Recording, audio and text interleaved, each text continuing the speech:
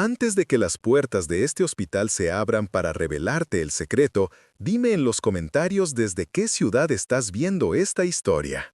El aire en la sala de conferencias del ala VIP del Hospital San Judas era tan gélido como las miradas de los 12 médicos sentados alrededor de la mesa de caoba. Afuera, la tormenta golpeaba los cristales insonorizados. Dentro, solo se escuchaba el zumbido de los monitores y el roce nervioso de las batas blancas de seda. El olor a café rancio se mezclaba con la tensión, creando una atmósfera irrespirable. El director general, el doctor Salazar, un hombre acostumbrado a que el mundo obedeciera sus órdenes, lanzó el expediente sobre la mesa con violencia. El sonido seco hizo que todos saltaran en sus sillas. «¡Es el hijo del senador, maldita sea!», bramó Salazar, frotándose las sienes con desesperación. «Tenemos los equipos más caros del continente, a los mejores cerebros de la medicina moderna aquí reunidos, y sin embargo, el chico se nos apaga en la cama 402. Sus órganos fallan uno a uno, y ustedes solo me traen teorías. Infección viral, lupus, son adivinanzas, no diagnósticos».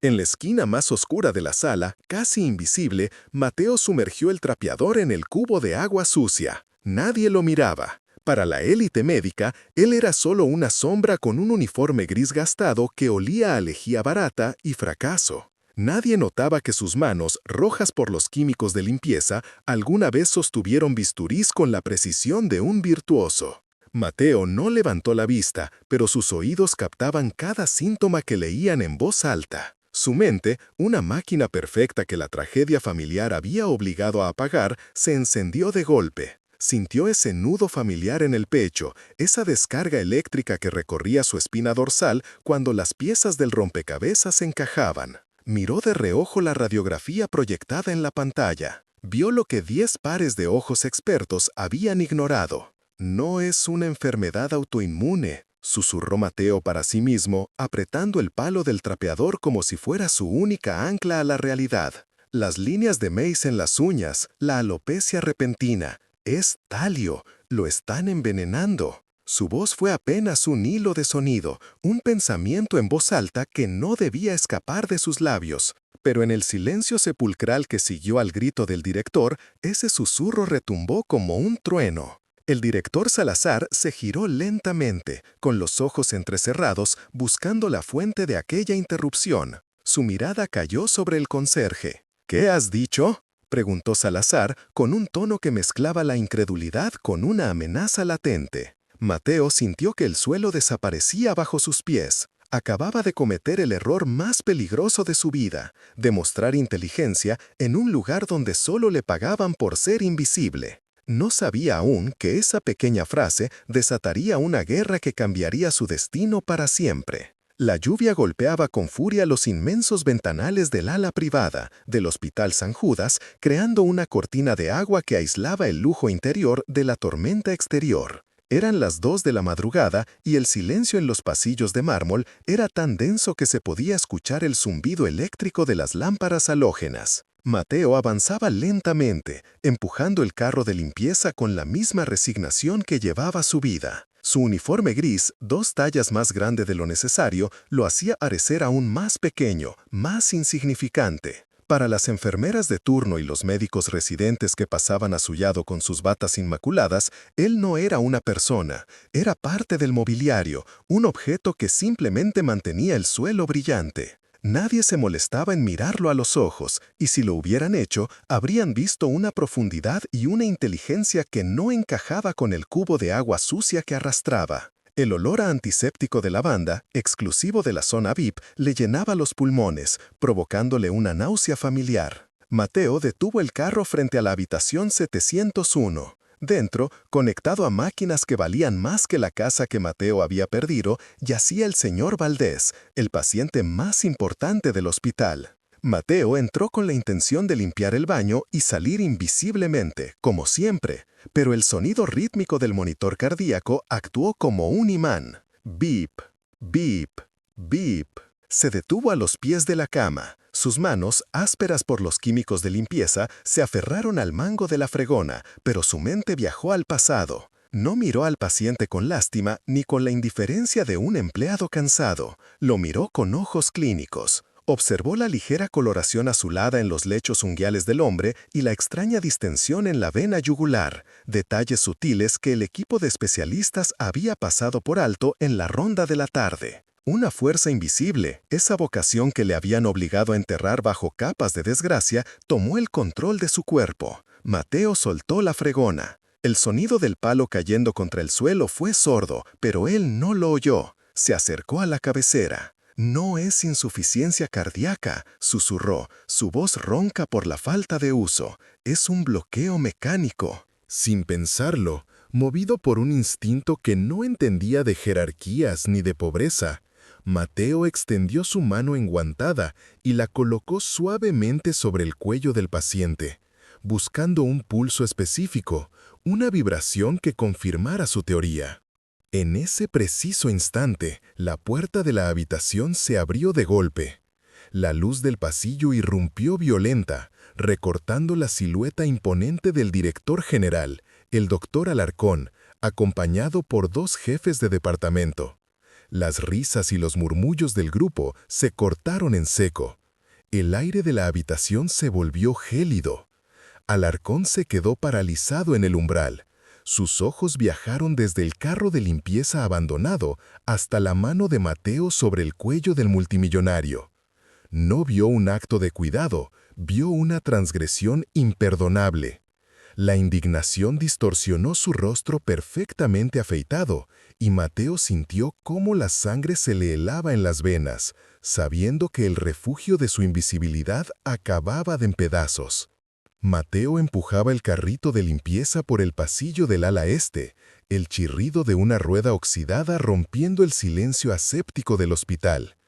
A sus 30 años, su rostro ya mostraba las líneas prematuras de quien ha cargado con demasiado peso durante demasiado tiempo. Llevaba un uniforme gris desgastado, 2 tallas más grande de lo necesario, que ocultaba su delgadez y lo convertía en una sombra invisible para los doctores que pasaban a su lado con sus impecables batas blancas. Para ellos, Mateo no era más que parte del mobiliario, un obstáculo que debían esquivar sin siquiera bajar la mirada. Nadie en ese prestigioso edificio sabía que aquel conserje de manos ásperas y mirada baja poseía una mente brillante que una vez fue la envidia de la Facultad de Medicina. 5 años atrás, Mateo no sostenía una fregona, sino el bisturí con una precisión que asombraba a sus catedráticos. Era el primero de su promoción, el estudiante prodigio destinado a revolucionar la neurocirugía. Recordaba con una claridad dolorosa el olor de los libros viejos de la biblioteca y la adrenalina de su primer diagnóstico correcto, una sensación eléctrica que ahora parecía pertenecer a otra vida, a otro hombre. Pero el destino tiene una forma cruel de cobrar sus deudas. La tragedia no llegó con un estruendo, sino con el zumbido monótono de una máquina de diálisis. La enfermedad de su madre golpeó a la familia con la fuerza de un tsunami silencioso, arrastrando consigo los ahorros, la casa y finalmente el futuro de Mateo. Dejó la carrera a 6 meses de graduarse. No hubo ceremonia de despedida, solo facturas médicas impagables y la necesidad urgente de dinero rápido. Cambió el título de médico por un salario mínimo y un turno de noche que le permitía cuidar de ella por las mañanas. Mientras escurría el agua sucia en el cubo, Mateo escuchó a 2 residentes discutiendo un caso cerca de la máquina de café. Hablaban de una paciente con síntomas neurológicos confusos. Estaban equivocados. Mateo lo sabía. En su mente, los síntomas se alineaban perfectamente formando un diagnóstico que ellos ignoraban. Síndrome de Guillain-Barré atípico. Sintió un impulso físico, casi violento, de levantar la voz y corregirlos, de demostrar que bajo esa tela gris había un cerebro capaz de salvar vidas. Pero se mordió la lengua hasta sentir el sabor metálico de la sangre. Bajó la cabeza, apretó los puños sobre el mango de madera y siguió fregando, dejando que el olor a desinfectante ahogara una vez más sus sueños rotos. En el extremo opuesto de aquel universo estéril y controlado se encontraba el doctor Alejandro Salazar. Como director general del Hospital Metropolitano, su nombre era sinónimo de una autoridad casi divina. Una sola firma de su pluma estilográfica podía aprobar presupuestos millonarios, importar tecnología experimental o destruir la carrera de un cirujano prometedor con una simple nota en su expediente. Desde su oficina en el último piso, rodeado de paredes de cristal que miraban a la ciudad con arrogancia, Salazar parecía tener el mundo bajo su estricto control. Sin embargo, el poder es una ilusión cruel que se desvanece cuando la tragedia toca a la puerta de tu propia sangre. Cada noche, cuando las luces de las oficinas administrativas se apagaban, el hombre de hierro se derrumbaba. Alejandro caminaba por los pasillos vacíos hacia la suite presidencial, donde el silencio era interrumpido únicamente por el ritmo monótono de los monitores cardíacos. Allí yacía Lucas, su hijo, atrapado en una red de cables y tubos que costaban más que una vida entera de salarios, pero que ahora resultaban inútiles. Los mejores especialistas del país, amigos y colegas de Alejandro, habían desfilado por esa habitación. Todos salían con la misma expresión de derrota, murmurando excusas en latín y evitando mirarlo a los ojos. Diagnóstico desconocido, fallo sistémico progresivo. La ciencia médica, el dios al que Alejandro había dedicado su vida, le estaba dando la espalda. Al observar el rostro pálido de su hijo, Alejandro sentía un nudo de hierro en el pecho, una presión física que le cortaba la respiración. ¿De qué le servía ser el dueño de aquel templo de la salud si no podía comprar un milagro para la única persona que le importaba? Se sentía el hombre más pobre del mundo disfrazado con un traje de seda italiana. La soledad en la cima era aterradora. Alejandro apoyó la mano sobre el vidrio frío que lo separaba de la noche, convencido de que la solución estaba fuera de su alcance, perdida en algún libro que nadie había escrito. No tenía ni la menor idea de que la respuesta a sus súplicas desesperadas no vendría de un eminente profesor ni de un laboratorio en Suiza, sino de una sombra silenciosa que, en ese preciso instante, empujaba un carrito de limpieza lleno de desinfectante barato al otro lado de la puerta. Sus mundos nunca debieron cruzarse. El doctor Alejandro Salazar vivía en la cima de la pirámide médica, rodeado de premios y ego, caminando por pasillos donde el aire acondicionado siempre estaba a la temperatura perfecta. Mateo, en cambio, habitaba en el subsuelo, donde el olor a cloro barato y la humedad impregnaban hasta la tela de su uniforme gris. Pero el destino tiene un sentido del humor cruel, y aquella tarde decidió abrir una puerta que debió permanecer cerrada. Era la hora del turno de limpieza en el ala VIP. El silencio en el pasillo era pesado, casi sólido, solo roto por el chirrido rítmico de una rueda defectuosa en el carrito de Mateo. Él empujaba sus herramientas con la resignación de quien sabe que es invisible para el mundo. Al llegar a la puerta de la suite principal, la número 101, escuchó algo que no encajaba con la frialdad aséptica del hospital. Un sonido gutural, una mezcla de rabia y dolor profundo. Dentro de la habitación, Alejandro Salazar ya no era el director intocable, era un hombre derrotado. De pie frente a la enorme ventana que daba a la ciudad, sentía que el nudo en su garganta le impedía respirar. Miró los monitores que parpadeaban con signos vitales inestables. Todo su dinero, toda su tecnología de vanguardia, y no podía detener la fiebre desconocida que consumía al paciente más importante de su carrera. La impotencia le subió por el pecho como un veneno caliente, nublando su juicio. En un arranque de furia ciega, Alejandro agarró un costoso jarrón de cristal de la mesa de noche y lo lanzó con todas sus fuerzas contra la pared. El estruendo del vidrio estallando coincidió exactamente con el momento en que Mateo empujaba la puerta para entrar. Sobresaltado por la explosión de violencia, las manos de Mateo temblaron. El mango del trapeador se le resbaló de los dedos sudorosos y golpeó el suelo de mármol con un ruido seco, un clac de madera que resonó como un disparo en la habitación tensa. El silencio que siguió fue aterrador. Alejandro se giró lentamente, con la respiración agitada.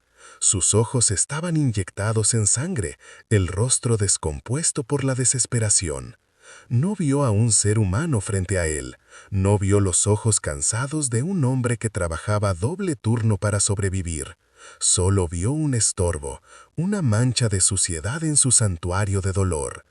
«¿Es que no sabes tocar?», bramó el millonario, su voz temblando de ira. «Lárgate, fuera de mi vista ahora mismo». Mateo no respondió. La humillación le quemó las mejillas, una sensación familiar que había aprendido a tragar junto con su orgullo roto. Bajó la cabeza, adoptando la postura sumisa que se esperaba de alguien de su clase, y se agachó rápidamente para recoger su herramienta. Pero mientras sus manos buscaban el trapeador, sus ojos, esos ojos que alguna vez leyeron miles de libros de medicina, se desviaron involuntariamente hacia el suelo. Allí, entre los fragmentos de cristal roto y el agua derramada, había caído la carpeta del historial clínico. Estaba abierta. Mateo solo necesitó un segundo, una fracción de segundo, para leer 3 valores específicos: la caída abrupta de plaquetas, la extraña reacción a la luz y una nota marginal sobre un viaje reciente al trópico. El tiempo pareció detenerse.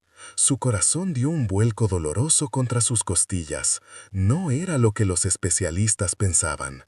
Alejandro dio un paso amenazante hacia él, esperando que el conserje huyera despavorido, pero Mateo se quedó congelado, con la mano sobre el trapeador y la mirada fija en el papel mojado.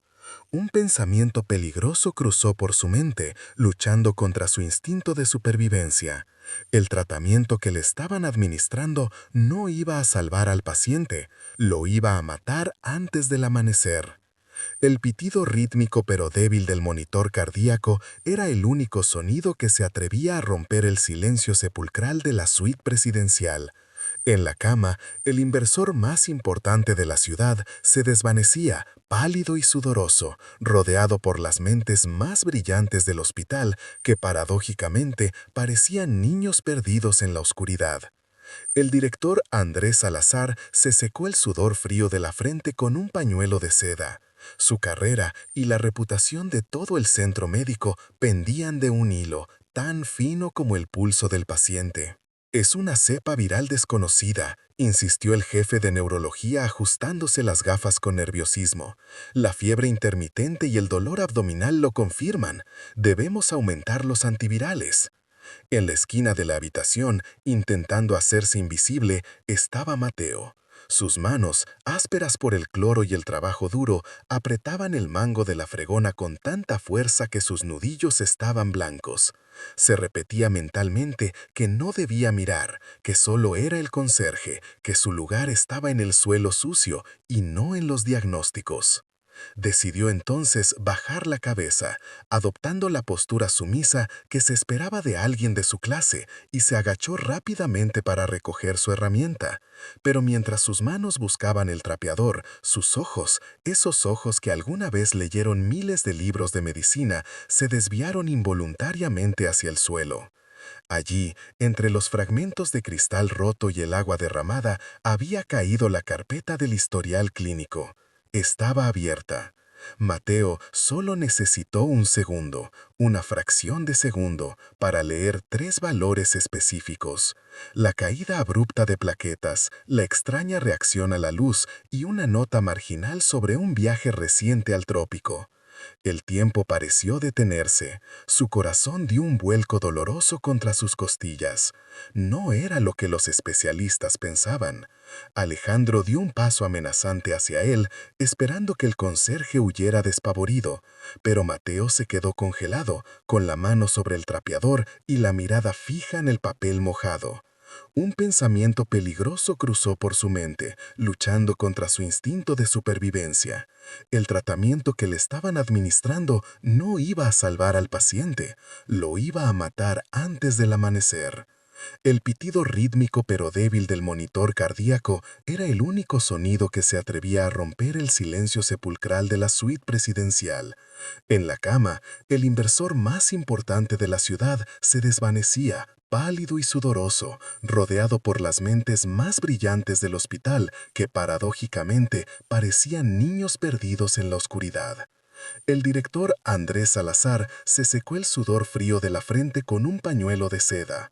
Su carrera y la reputación de todo el centro médico pendían de un hilo, tan fino como el pulso del paciente. «Es una cepa viral desconocida», insistió el jefe de neurología ajustándose las gafas con nerviosismo. «La fiebre intermitente y el dolor abdominal lo confirman. Debemos aumentar los antivirales». En la esquina de la habitación, intentando hacerse invisible, estaba Mateo. Sus manos, ásperas por el cloro y el trabajo duro, apretaban el mango de la fregona con tanta fuerza que sus nudillos estaban blancos. Se repetía mentalmente que no debía mirar, que solo era el conserje, que su lugar estaba en el suelo sucio y no en los diagnósticos. Pero su cerebro, esa máquina prodigiosa que la tragedia había obligado a apagar, se encendió de golpe. Para Mateo, el monitor no mostraba simples números. Veía patrones. Veía una historia que los médicos, cegados por la búsqueda de virus exóticos, estaban ignorando. Sus ojos se desviaron involuntariamente hacia las manos del paciente, que descansaban inertes sobre la sábana blanca. Allí estaba, tenue, casi imperceptible para quien no supiera qué buscar, pero evidente para un genio. Unas finas líneas blancas atravesaban las uñas del hombre. Líneas de mes. El aire en el pecho de Mateo se volvió denso. Sintió esa vieja adrenalina, la del médico que lleva dentro, golpeando contra las costillas, exigiendo salir. Escuchó al neurólogo ordenar otra dosis de medicación que, Mateo sabía con certeza, mataría al paciente en menos de una hora. «No lo hagan», susurró. Fue un sonido tan bajo que pensó que solo existía en su cabeza. Pero la urgencia venció al miedo. Mateo dio un paso al frente, olvidando por un segundo el uniforme gris gastado que llevaba puesto. Sus ojos se clavaron en el monitor y luego en el rostro demacrado del enfermo. La neuropatía periférica, la alopecia repentina en la almohada y las líneas en las uñas, murmuró Mateo con una voz que, aunque suave, cargaba la autoridad de 1000 enciclopedias. «Eso no es gripe viral, doctor.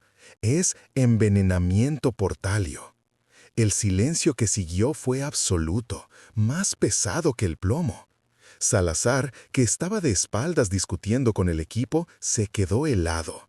La palabra talio resonó en su mente, encajando de repente todas las piezas del rompecabezas que llevaban días sin resolver. Se giró lentamente, buscando al dueño de esa voz experta, esperando ver a un consultor externo o a un especialista olvidado. Sus ojos se encontraron únicamente con el conserje, el hombre del cubo de basura.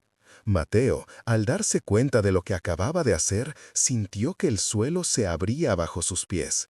El brillo de inteligencia en su mirada se apagó, reemplazado por el terror puro de quien sabe que ha cruzado una línea prohibida. «¿Qué acabas de decir?», preguntó Salazar, con un tono que oscilaba entre la incredulidad y la amenaza. Mateo no respondió. El pánico se apoderó de él.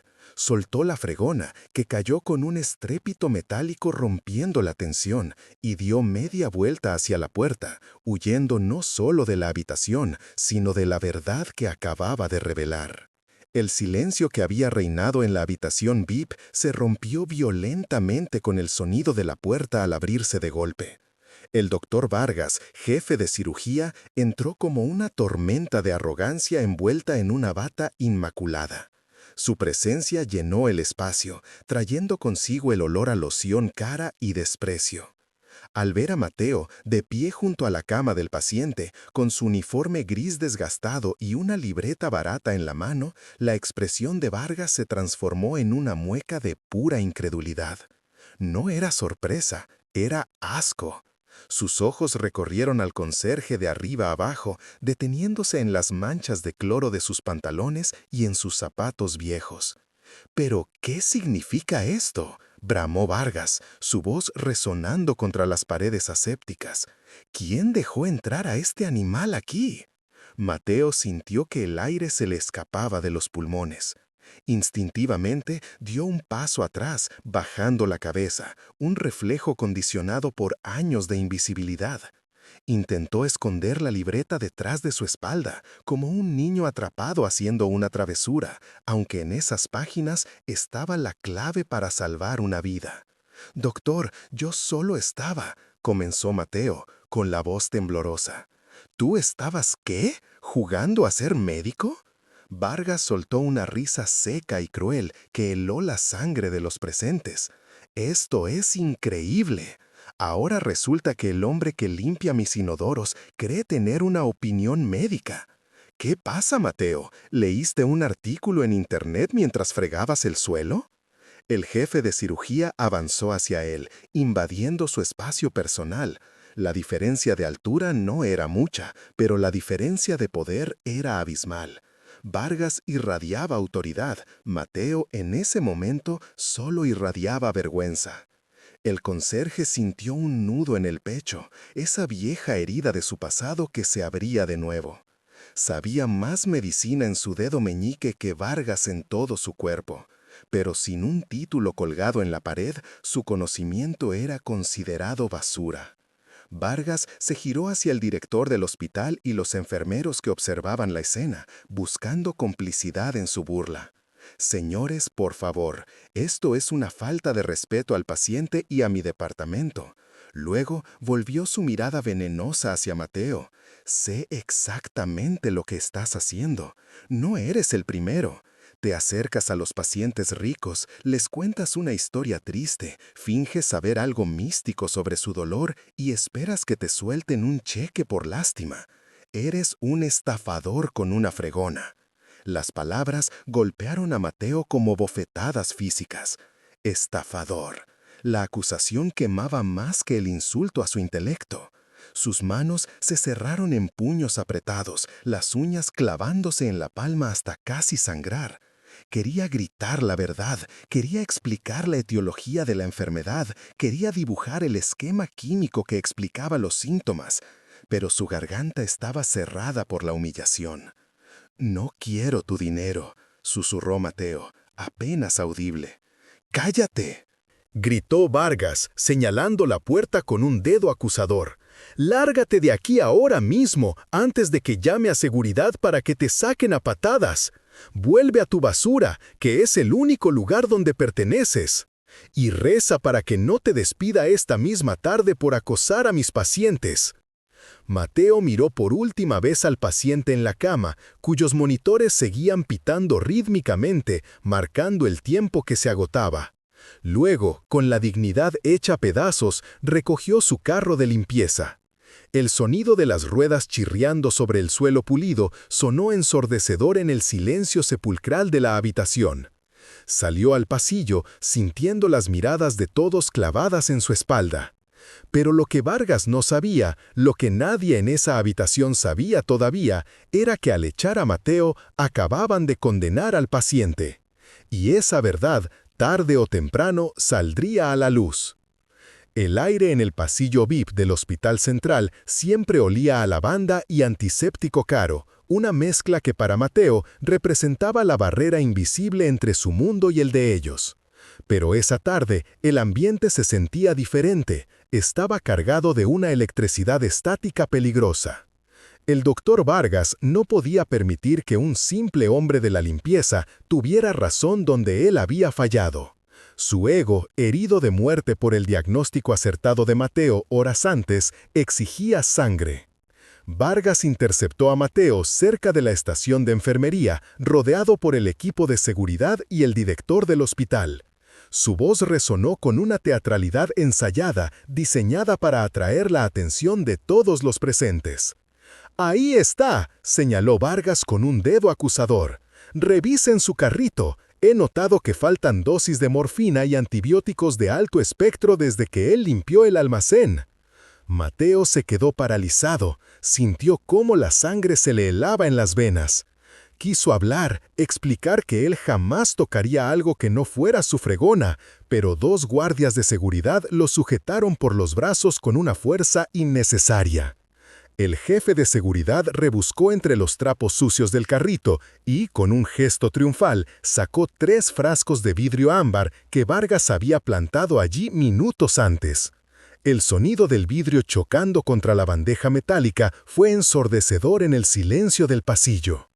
«Lo sabía», dijo Vargas, ajustándose la bata blanca inmaculada, esa que Mateo alguna vez mereció llevar.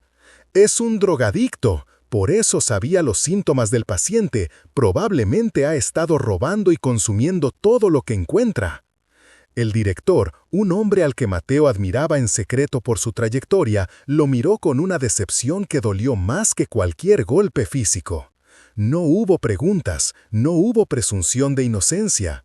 En ese mundo de jerarquías de acero, la palabra de un especialista pesaba más que la vida entera de un conserje. «Sáquenlo de aquí inmediatamente», ordenó el director, dándose la vuelta. «Y llamen a la policía. No quiero volver a ver su cara en este hospital». La humillación quemaba la piel de Mateo mientras lo arrastraban hacia la salida principal. Pasaron frente a las enfermeras que a veces le sonreían, frente a los residentes que lo ignoraban. Ahora todos lo miraban como si fuera basura infecciosa. Nadie vio al genio médico atrapado en el cuerpo de un hombre roto, solo vieron a un ladrón. Los guardias lo empujaron con desdén a través de las puertas automáticas. Mateo tropezó y cayó de rodillas sobre el asfalto frío. Afuera, una tormenta se había desatado, como si el cielo mismo estuviera furioso con la injusticia. La lluvia helada empapó su uniforme gris en segundos, mezclándose con las lágrimas de impotencia que ya no podía contener. Las puertas de cristal se cerraron frente a él, bloqueando el calor, la luz y su única oportunidad de redención. Se quedó allí, temblando bajo el aguacero, un hombre pequeño contra un edificio gigante que acababa de escupirlo. Pero dentro, el destino estaba a punto de cobrar su propia deuda. Mientras Vargas sonreía con arrogancia, felicitándose por haber eliminado la amenaza a su reputación, un sonido agudo y terrorífico rompió la calma del piso VIP. Eran los monitores de la habitación 402, el paciente, el VIP, cuyo diagnóstico Vargas había ignorado para culpar a Mateo, comenzó a convulsionar violentamente. Las alarmas rojas parpadeaban, reflejándose en el rostro pálido del doctor, que se quedó petrificado. Mateo tenía razón sobre la interacción de medicamentos, y ahora el único hombre que sabía cómo detener la crisis estaba afuera, tirado en la acera bajo la lluvia. El silencio en el pasillo de la suite VIP era ensordecedor, roto únicamente por el pitido rítmico pero cada vez más débil del monitor cardíaco. Los mejores especialistas del hospital discutían en voz baja, lanzando términos médicos al aire como si fueran dardos a ciegas. Pero el director Salazar ya no los escuchaba. En su mente solo resonaba una voz grave y tranquila, la de Mateo, el conserje, al que había despedido hacía apenas unas horas por atrevimiento inaceptable. Es una endocarditis fúngica, no una infección viral. No le administren los corticoides que ordenaron, lo matarán antes del amanecer. Salazar sintió un escalofrío. El paciente acababa de entrar en shock tras la primera dosis de corticoides. Mateo tenía razón. Impulsado por una fuerza que no provenía de la lógica sino de la desesperación, el director bajó al sótano. Dejó atrás el mármol pulido y las luces blancas para adentrarse en el reino de las sombras, donde el aire olía a humedad y a productos químicos baratos. Se detuvo frente al casillero número 104. La placa de metal estaba abollada. Con manos temblorosas usó su llave maestra. La puerta metálica gimió al abrirse, revelando un espacio estrecho y oscuro, el único lugar privado que aquel hombre había tenido en el mundo. No había alcohol, ni revistas vulgares, ni nada de lo que Salazar, en su soberbia, esperaba encontrar. Lo primero que vio fue el uniforme gris, doblado con una precisión quirúrgica, limpio y digno. Pero fue lo que había detrás lo que le detuvo la respiración. Apilados hasta el techo, había docenas de libros de medicina. Eran ediciones antiguas, rescatadas probablemente de la basura o compradas en librerías de segunda mano, con las tapas desgastadas por el tacto constante. Salazar tomó uno al azar. Al abrirlo, sus ojos se abrieron desmesuradamente. No había un solo centímetro de margen en blanco. Cada página estaba cubierta de anotaciones manuscritas, diagramas complejos y correcciones a los textos originales, escritas con una caligrafía minúscula y perfecta. Era el mapa mental de un genio que nunca dejó de estudiar, incluso cuando sus manos estaban ocupadas limpiando la suciedad de otros. Un papel se deslizó de entre las páginas y cayó al suelo húmedo. Salazar se agachó para recogerlo. Era un diploma universitario, amarillento y con los bordes quemados como si hubiera sido rescatado de un incendio. Mateo Valdés, summa cum laude, primer puesto de la promoción. Junto al título había una foto pequeña, arrugada. En ella, un Mateo mucho más joven abrazaba a una mujer anciana en una cama de hospital rural. Al reverso, una nota escrita con tinta corrida. No pude salvarte a ti, mamá, porque no tenía los medios, pero prometo que nunca dejaré de aprender para salvar a otros, aunque nadie me deje ejercer. El director del hospital más prestigioso de la ciudad sintió que las piernas le fallaban. Se dejó caer sobre un banco de madera astillada, con el diploma apretado contra su pecho. La arrogancia de su cargo se desmoronó. Había mirado a ese hombre todos los días durante 3 años y solo había visto un uniforme sucio. Había confundido la pobreza con la ignorancia y el silencio con la sumisión. Una lágrima solitaria, pesada por la culpa, rodó por la mejilla de Salazar y cayó sobre el libro abierto, justo en la página que describía el tratamiento exacto para salvar al paciente que moría 3 pisos más arriba. «Dios mío, ¿qué hemos hecho?», susurró a la oscuridad del sótano. Se puso de pie de golpe. Ya no era el director preocupado por la reputación del hospital, era un hombre que necesitaba corregir un pecado imperdonable. Tenía que encontrar a Mateo. Tenía que encontrarlo antes de que fuera demasiado tarde, no solo para el paciente, sino para la propia alma del hospital que había perdido su brújula moral. Las puertas dobles del quirófano 3 se abrieron de golpe, chocando contra la pared con un estruendo que hizo saltar a todo el equipo médico. El sonido metálico rompió la sinfonía de pitidos urgentes que llenaban la sala. Allí, bajo el umbral, jadeando y con el uniforme gris de conserje manchado de agua sucia, estaba Mateo. Detrás de él, empujándolo hacia la luz blanca y cegadora, estaba el director Salazar. El doctor Vargas, con el bisturí suspendido a milímetros del pecho abierto del paciente VIP, se giró con los ojos desorbitados por la furia. La mascarilla no podía ocultar la vena que palpitaba en su sien. «¿Qué demonios es esto?», gritó Vargas, su voz distorsionada por la ira.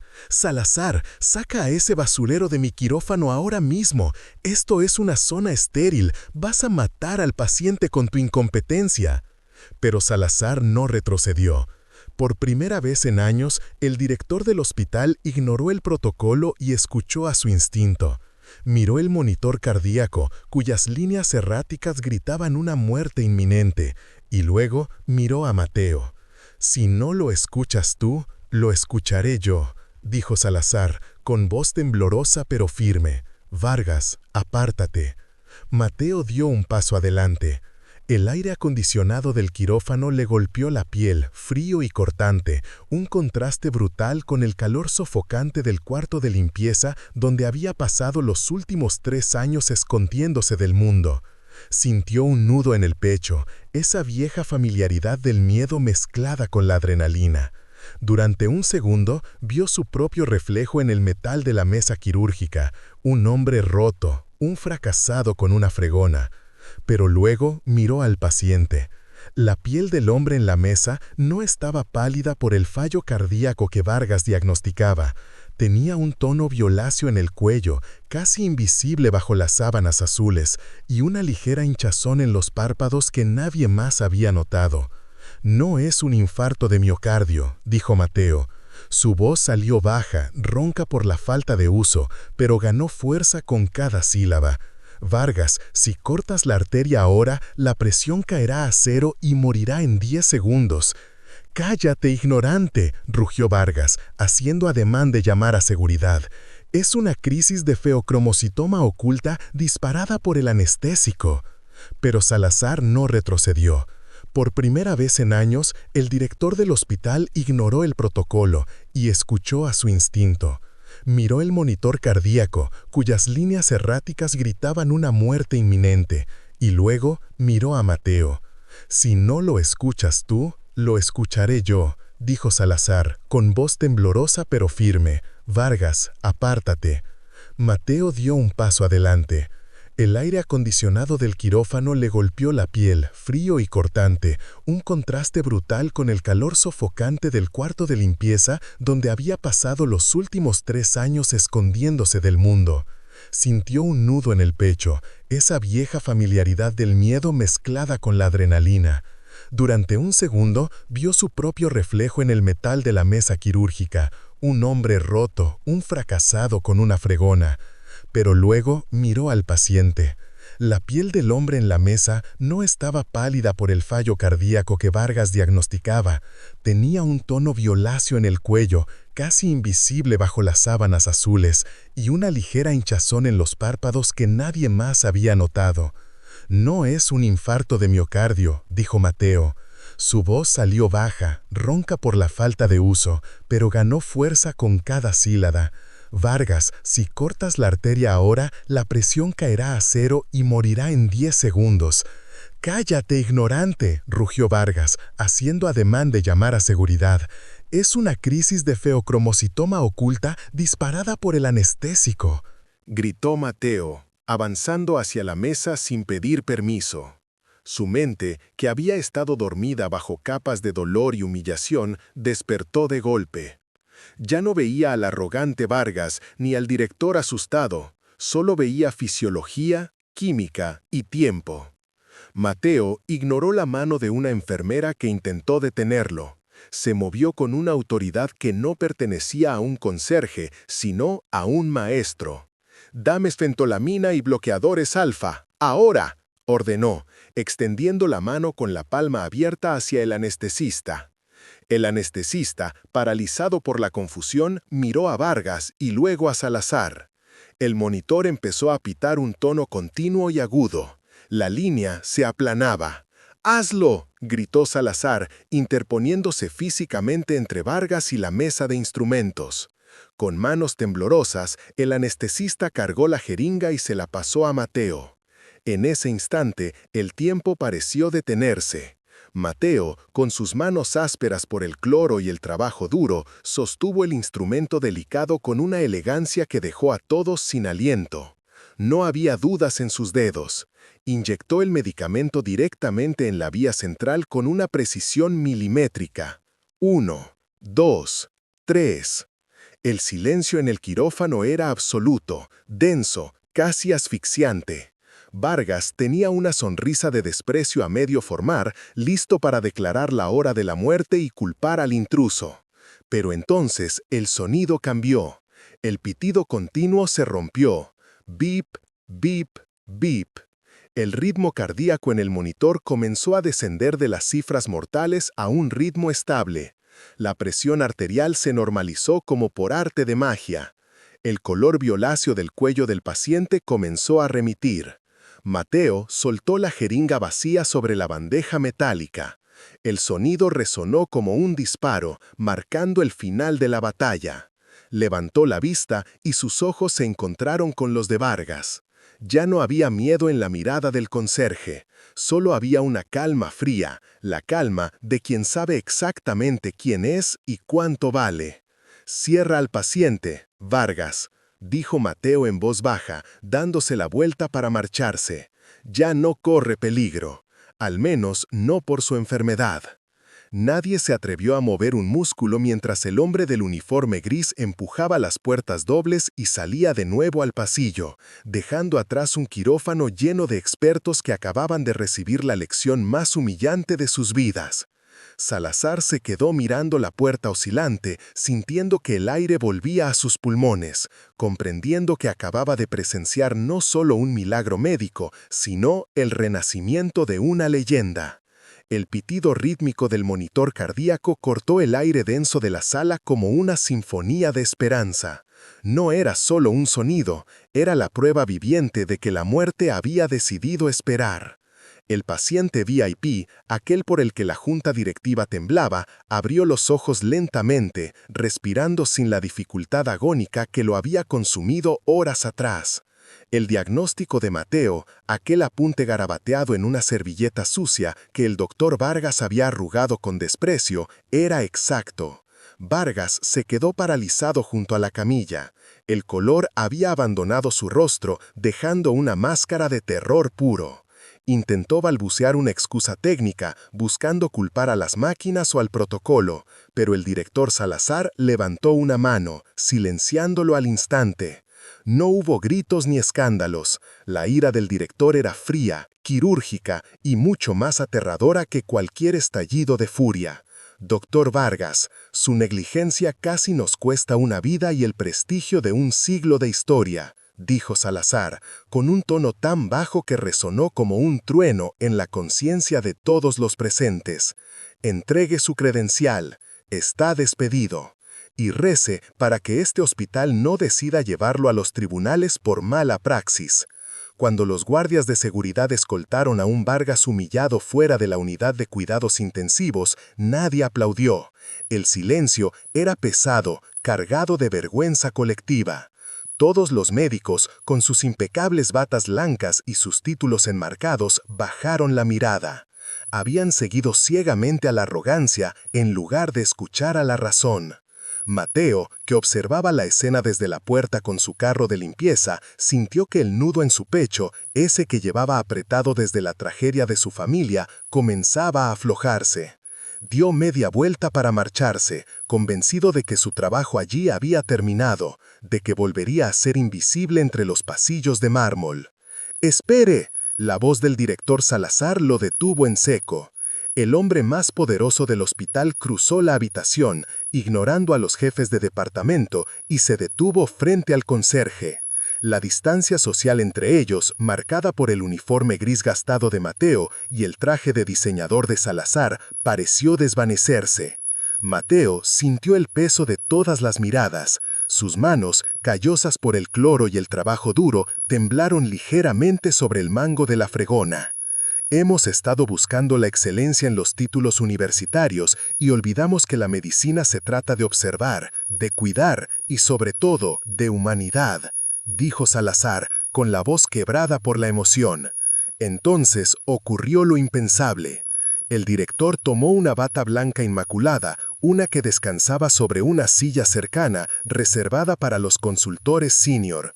Con un movimiento solemne se la extendió a Mateo. No se la dio como un regalo, sino como una oferta. Salazar inclinó ligeramente la cabeza, un gesto de sumisión y respeto absoluto que dejó a la sala sin aliento. Esta bata no le queda grande, Mateo. Mateo, nosotros somos los que le hemos quedado pequeños a usted, declaró el director mientras colocaba la prenda sobre los hombros del hombre que, minutos antes, limpiaba el suelo. A partir de hoy, si usted acepta, quiero que sea mi consultor principal. El hospital se encargará de revalidar sus credenciales y financiar su regreso oficial. El lugar de un genio no es sosteniendo una fregona, sino salvando vidas. Por primera vez en años, Mateo se miró en el reflejo del cristal de la UCI. Ya no vio al hombre roto por el destino, vio al médico que nunca debió dejar de ser. Las lágrimas rodaron por sus mejillas, calientes y liberadoras, limpiando la última mancha de humillación que quedaba en su alma. Han pasado 5 años desde aquel día en la sala de operaciones, pero para quienes caminan hoy por los pasillos del Hospital Central, parece que fue en otra vida. La placa dorada en la puerta de la oficina principal brilla bajo la luz de la tarde. Doctor Mateo Alarcón, director general. Sin embargo, lo que realmente llama la atención de los visitantes no es el título nobiliario ni los diplomas enmarcados en la pared, sino un objeto extraño, casi discordante, que descansa en una vitrina de cristal blindado en la esquina más visible del despacho. Una vieja fregona de mango desgastado. Mateo se ajustó la bata blanca, sintiendo el peso de la responsabilidad, pero ya no como una carga que asfixia, sino como un ancla que lo mantiene firme. El sonido de algo cayendo estrepitosamente en el pasillo interrumpió sus pensamientos. El eco metálico resonó en el silencio aséptico, seguido de un silencio aterrador. Al salir, Mateo vio la escena. Un joven conserje, nuevo, con el uniforme gris que le quedaba grande, miraba con horror el cubo de agua volcado sobre el mármol inmaculado, justo frente a la sala de juntas donde esperaban los inversores. El chico temblaba, sus manos se cerraban en puños blancos por la tensión, esperando el grito, el despido, la humillación que solía ser moneda corriente en estos pasillos bajo la antigua administración. Pero el grito nunca llegó. Mateo se acercó despacio. El sonido de sus zapatos de cuero se detuvo justo frente al charco. Sin decir una palabra, el director del hospital se agachó. No lo hizo con descendencia, sino con una naturalidad que desarmó a todos los presentes. Tomó el trapo del suelo y comenzó a secar el agua. «Perdón, señor director, yo no», tartamudeó el muchacho, con los ojos llenos de lágrimas, sintiendo que el aire le faltaba en el pecho. Mateo se detuvo y lo miró a los ojos. En esa mirada no había juicio, solo un reconocimiento profundo, el de alguien que ha estado exactamente en el mismo lugar, invisible y descartado. «Tranquilo», dijo Mateo, con una voz suave pero firme, que resonó más fuerte que cualquier discurso médico. «El suelo se seca, la dignidad, si se rompe, cuesta mucho más reparar. Yo empecé con ese mismo cubo. Nunca olvides que el talento no depende del uniforme que llevas, sino de la mente y el corazón que hay debajo».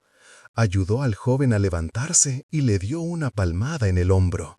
Mientras volvía a su oficina, Mateo miró de reojo su vieja fregón en la vitrina. Sonrió para sus adentros.